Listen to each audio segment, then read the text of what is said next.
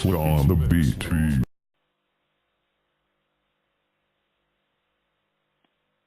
What's up, fight fans? It's your boy Nick Portella, MMA.com. Today, I'll be talking with heavyweight bare knuckle boxer Sam Shewmaker. He has a background in amateur boxing, professional boxing, amateur MMA in the past, and now we're on to this new venture. Sam, how are you doing today?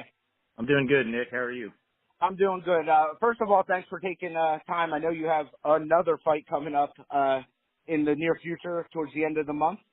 And I'd like to congratulate you on your first round knockout win of the first round in the heavyweight tournament.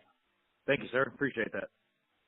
So how does it feel to be part of, one, a historical event, two, beat a Bellator vet, and three, take home a knockout of the night bonus all in less than a minute? Man, it was amazing, humbling. It was just a great feeling to know that I was a part of history and to be able to perform that night the way that I did. It was just great, man. I just loved it.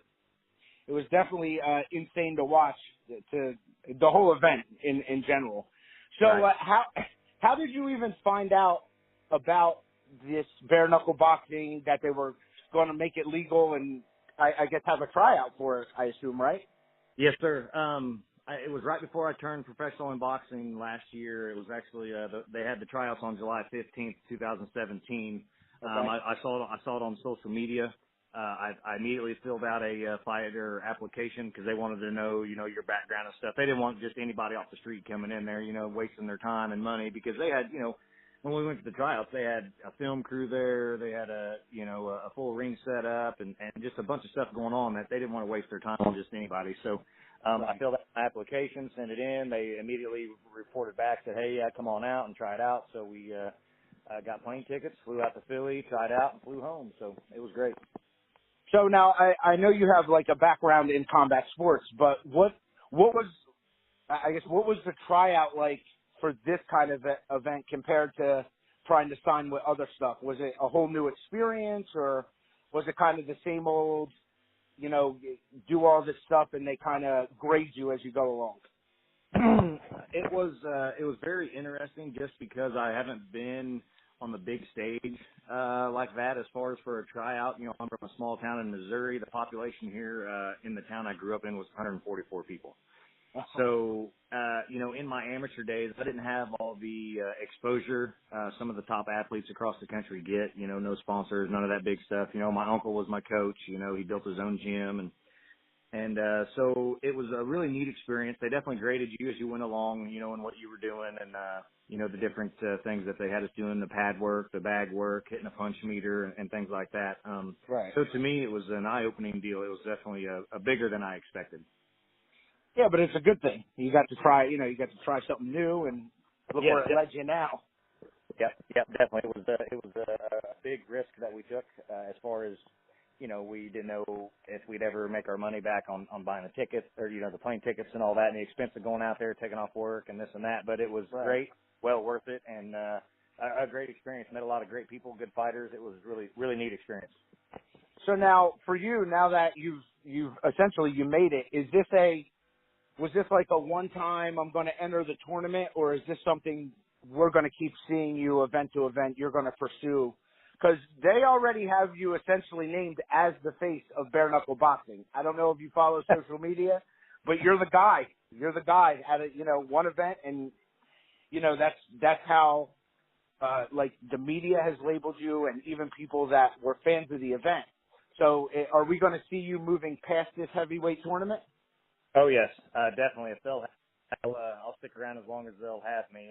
Even after after I wouldn't mind being a referee or commentating or even guest appearance. I love the sport. I love what they do. I love the people that are involved in it. It's just right up my alley. It's great. Right now, I know there was a lot of well, not a lot, but some kickback about the event because it's bare knuckle, and you have one group that says one thing, another group says another. I actually recently wrote an article and have argued that bare knuckle boxing is actually safer than modern day boxing with gloves or MMA for a bunch of reasons. One, when you're throwing punches with gloves on, you don't worry as much about injuring your hand because there's padding, and the fact that you will absorb and land a lot more punches for the same reason. Since you've done all three, you've done MMA, you've done modern day boxing, and bare knuckle, do you think, in your opinion, that it may be, while it looks worse, it may be safer to bare knuckle box? I definitely agree with you. I believe it is way safer to bare knuckle box than it is glove boxing or MMA. With the glove boxing, you take a lot more punishment, especially over time. 12 rounds of a beating. That's a lot of brain damage. And then, in MMA, you can elbow, you can knee, you can kick to the head. I mean, those are way worse than just a fist, to the head. I mean, I've heard this, and I've said it a couple different times in a few different interviews. Take a basketball and punch it, see how far it goes. Take it and kick it, and see how far it goes. You tell me which one would be worse to get, to the head. So, I think it'll be proven. I think that they'll be able to actually prove that bare knuckle boxing is actually safer for you. I think the issue is on the surface it might look worse. Yeah. Because of like surface cuts and things of that nature. But I agree too. Like I said, I wrote a big article about why I think it's safer. First of all, you got to be a special individual to bare knuckle box. You guys are legitimately a breed of your own. And we're thankful for it because it's a great event and there needs to be people that are willing to do it. And that is you guys. I don't know. All of you. Every person that was on that card. I agree. It definitely takes a special kind of person to do it, and it's a special sport. It's very entertaining. It's exciting, explosive, bloody. I mean, it's everything us as humans love to see. So, which is funny you said that because that kind of leads me into what I was going to ask next. With the first event was a huge success. What do you think brought the fans in for the first one, and what do you think will keep them coming back? I really think just the excitement, the brutality. It's just a really, really exciting event. It's fast-paced. The rounds are only 2 minutes long, so you have to get in there and you have to work. It's not much lull in it. It's just, as humans, we're very, brutal. We like to see the brutal stuff. We like to see the knockouts, the cuts, the broken noses, the black eyes. And with the bare knuckle, that's going to come more so in this sport than any other. So it's almost guaranteed. Almost a guarantee every fight, unless you can land a shot in 18 seconds on the chin that puts them out. We're going to talk about that. I watched that you could watch it a million times. It would only take like 2 minutes to do it. So now in between your fights, obviously you do a training camp. You're getting prepared. When you're in your camp, do you wear like a weighted glove for speed, or do you actually try to practice as much as possible bare knuckle? I do it both. When I'm hitting the bags, mitts, sparring, I try to do as much with both of that I can without, hurting someone or myself for that matter. But yeah, like on the bags, I'll start out hitting the bags with gloves on, and then after 6 to 8 rounds, I'll take them off and then hit the bags for another 6 to 8 rounds without gloves. Just to make sure that I'm throwing it right and it feels right, because it's totally different throwing punches without gloves on. So because you can land wrong without a glove, and there really isn't as much of a repercussion. You land wrong with no gloves on, and you broke your hand. I mean, that's kind of how that's kind of a tricky question, because yes and no. With a boxing glove on, you can still hit someone in the wrong spot and still break your hand. Right. Because with the glove on, you actually are mentally, you feel like you're more protected, you're more covered, so you can throw a harder punch. Now, without a glove on, I don't throw a punch as hard as I do with a glove on, just right. because of the fact of fearing of hurting myself, and it doesn't take that hard of a shot to knock someone out bare knuckle compared to a glove. So now back to in the training thing. Is there anything that you do outside of normal, take the gloves off, put them on, to build durability in like your hands and wrists and knuckles, because they're all going to take abuse in these kind of events?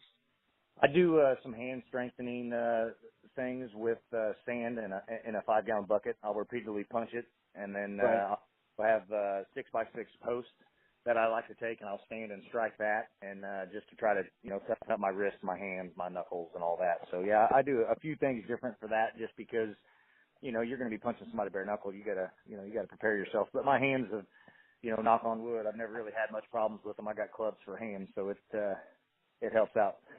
Yeah, absolutely. So now, going into these fights, do you game plan the same way as you would for a pro boxing fight, or obviously you have an idea of what you want to do and you adjust on the fly, but is the game plan any different than it would because you're not wearing gloves? You take like a different approach, I guess. Maybe a little bit. I know that, with touching somebody with my bare knuckles compared to with the glove on, they're going to go down faster.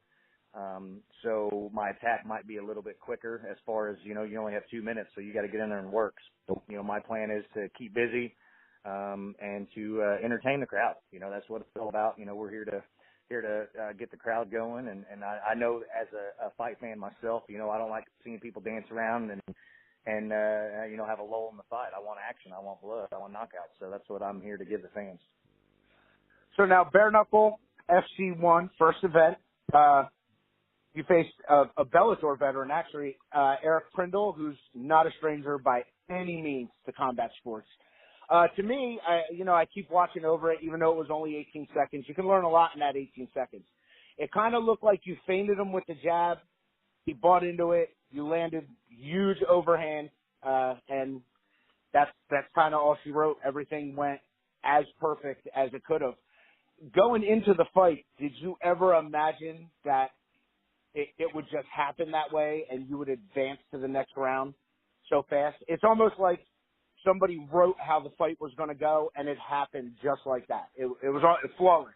Feint that he bought into, and you landed the big shot. It was a beautiful thing. I don't even know if I could do it again that perfectly.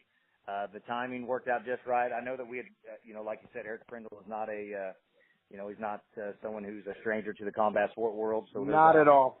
A lot of film on him. So I was able to watch some on him and kind of see some of his ticks and stuff. And we knew that he really liked to throw that lead left hook. And, we just kind of took the chance. I kind of judged the distance, feinted a jab, acted like I was going to go down low for a body shot. He went to throw that left hook, and my overhand right got there just before his got in there. So, yeah. So now I got to ask. I left it out in the beginning. How did the nickname the Hillbilly Hammer come about? It's pretty awesome. It's original, so that's why it's awesome. Yeah. I'm a fifth-generation stonemason here at the Lake of the Ozarks in Missouri, where I live. And my father was a stonemason. My grandfather before him. My brother's had his own stonemasonry business. My uncle still has his stonemasonry business. So growing up, I swung a sledgehammer a lot, breaking down piers, breaking rocks, doing all kinds of different things. And one day in training camp, my little brother, we were there, kind of thinking of nicknames, just kind of working out, and he's like, "Man, I really love the Hillbilly Hammer." And it just kind of ever since then it stuck, so.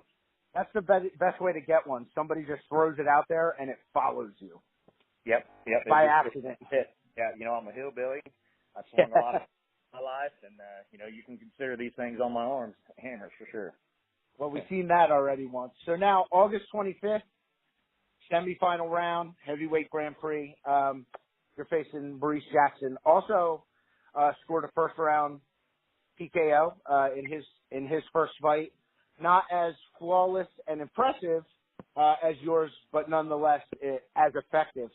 How do you think that you guys match up? Because he, I know, has the same outlook on things that you do. We're going to get in here. We're going to just throw. It's going to get bloody, and may the best man win. How do you like this style-wise as a matchup? I think it's great. Maurice is a great guy. He's a great competitor. He's no stranger to the combat sports either. I know he knows how to throw them, and so it's definitely going to be a war. I don't think it's going to be an easy thing. If it comes in 18 seconds, that'd be great, but I'm definitely not expecting it. But I'm also coming in there, training hard. I'm going to be in shape. I'm going to be ready. So, I plan on throwing punches the whole time and being on him. So I hope he's as ready as I am, because it's going to be fire. That's a good thing, and we will all be there to watch. So back to one of the things I said earlier. Obviously, your performance, call it the attention to the fans, the media, everything else. Are you comfortable taking on that title of the new face of bare knuckle boxing? Yes, I love it. I love the fact that they're, throwing out that I could be the face of bare knuckle fighting. I would love that. That's something that as a little boy, I've always dreamed of being, a professional athlete, one that is successful. And I think that if I was able to be nominated as the face of this franchise, then that would be such an honor. So yeah. Have you seen all this on social media yet? Or I'm surprised people aren't tagging you in it. I've literally, from the time I contacted you till today, I've probably seen it spread across Twitter at least 6 times already. Really? In that short of, they even made a fight poster of you. It'll definitely be in the feed of this interview when it goes up. You got to see it. It's awesome. It's a great photo they used of you, but they darkened it to give it that look, and they got the bare knuckle, the emblems in the corner, and it says the face of bare knuckle boxing. It's there. I've seen it tons of times. I just thought it was so cool. I'm like, wow, when you get somebody that performs right away in a first event and they've already pegged, hey, this is going to be our guy. That says something. That says something for your attitude, and outside of the ring, obviously you're a great guy, you're a nice guy, fan friendly, but when you get in there, it's a whole nother situation. Cause I saw pictures post-fight of you and Eric, and it's like, hey, you know what? We did our thing there, but no, there's no hatred outside of this fight. We're just, we're here doing what we do. Yeah, exactly. We're there, for the fans. We're there to entertain. We're there to, put on a show, a good entertaining show, and that's what we did. That's what we do. That's what we get paid to do. And once you step in that ring, you gotta change. You gotta become that, that gladiator in that ring. And then once you're outside the ring, I'm a gentleman, respectful. I, shake hands and do everything I got to do to, be that guy that's going to be in the spotlight that, people are going to be seeing. And I'm not a trash talker. I'm not one of those arrogant assholes. Right. I'm just a good old boy from the Ozarks that likes to throw down. So, and as far as being the face of the company, man, and people saying that and putting it out there, I love it. I think that's great. Once again, it's humbling. I haven't seen all of those posts and things like that. I think I've seen one that said something about it, but that's been a while back. But I'll definitely make sure when this goes up, I'll tag you in the ones that I see so you could check it out. You really shouldn't. I know it's hard to keep up with everything on social media, but you really shouldn't miss, especially the one picture. It's just, it's one of the coolest things I've seen. Well, hey, I appreciate that. No, I'd love to see those. Definitely tag me in those if you can. Yeah, absolutely. Now I could say, a couple years from now, I knew him when. Right in the beginning, I got him. So, actually, I kind of want to give you a minute if there's anyone that you would like to thank, family, friends, but anybody you can think of that you'd like to give the shout out to, please feel free to go ahead and do that. Okay, definitely. I want to give a shout out to my wife, Lauren Shewmaker. She's been there for me, supporting me from day one with this. I know that she knew that when we got married, she knew what I like to do and knew what she was getting herself into, but she's been such a blessing just with being able to, pick up when I'm not here as far as, with the kids and things like that and stuff around the house, and of course my sons, I got 3 boys, I want to give a shout out to them for being patient with me, for being gone and helping push me in the gym. They come to the gym with me and they push me often, to be better, to strive for better. So, and then of course, I got my sponsors that I want to thank. Start out with Bennett Electric down here at the lake. He's an electrical contractor. He's really good at what he does. And we got Bill Ward painting for all your painting needs. Captain Ron's Bar and Grill on the lake. Great place, to take your family or your friends for a night out. Colt Tree Service. They do really good work on, in emergencies or even just on day-to-day stuff around the house. If you need a tree limb or even a whole tree taken down, they do a great job. Superior Excavating, another sponsor of Team Shoe Fight Club. They do all the excavating needs, top-notch guys there. And then you got Tillman's Painting as well. They're out of Jeff City, Missouri. And then you got Dino Tile. He's a tile layer out of Kansas City, Missouri. They do everything from, custom showers, custom bathrooms, kitchens, all the way down to small minor repair stuff. Call that guy. He does great. Veracruz Mexican restaurant here in Versailles, right here locally. They had got some of the best Mexican food around. You know, I love Mexican food, and I've been to a lot of Mexican restaurants, and it's hard to beat them. They got diversified construction. You know, they really do well in residential, but they also do commercial construction. We got Double Creek Trucking, anything you need hauled, big, little, or small. The guy does a real good job there. And then got a family around here, kind of like the Shewmakers, but they're the Clarys, Jim Clary Concrete. They've been in the concrete business for years here at the lake and have done a lot of good things here, and they're a real big company, do a real good job. And then also, you can see my American flag tattoo on my arm. I got that done over at White Witch Body Art over in Lake Ozark, Missouri. Buddy of mine, Chad Chappell, they call him Chappie. He does all the artwork there on me. Does a great job, reasonable price, great guy, great place over there. And then last but not least, as far as for my sponsors, Hearts Smoking Sauce. It's a new barbecue sauce that has come out this past year, and it is amazing. A friend of mine actually owns the company, and I tell you right now, it's going to be known nationwide. Mark my words. If you like barbecue, you got to try that sauce. So, I'm ordering some. I'm going to order some. I like barbecue. Okay. I'm telling you what. They got a regular hot sauce, and they got the wing sauce. The wing sauce is amazing. You can put it on almost anything. I've had it on lots of stuff, eggs. I mean, it is amazing. And and then I almost forgot one. Frankie and Louie's. It's a bar and grill here on the lake. They got sandy beaches. You can pull your boat right up, get out, swim with the kids. Great food, great atmosphere. It's a lot of fun down there. So, and then of course, you know, I got to thank my team. My brother Mike, my brother Jim, my brother Joe, a guy who grew up with me named Chris Sutton. He's like a brother to me. You know, they're in there day in, day out, missing dinners, late dinners, missing events, time away from their family, pushing me, you know, being at the gym, really helping me get ready for this event. And of course, my coach, Damon Shewmaker, you know, if it wasn't for him, I wouldn't even be in this sport. So I just really want to thank all of them and the sponsors and, you know, my wife and kids. And last but not least, I got to give a shout out to my Lord and Savior, Jesus Christ. You know, if it wasn't for him, I wouldn't be who I am today and in the spot where I am today. So I just really appreciate that. Well, and as for me, first and foremost, I got to thank you, Sam. I know you're preparing for a fight, but it's always awesome when you grab a little bit of time and let us media folk do our thing to get your story out there. Anybody that wants to follow him, check him out on Twitter at Boxing Hillbilly, no space. Anything I have and everything else that goes out, people are tagging him. If you want to check him out fighting August 25th, you can go to bareknuckle.tv or at Fight TV on Twitter to pick up the pay-per-view. I can assure you it'll be worth every dime you pay for it.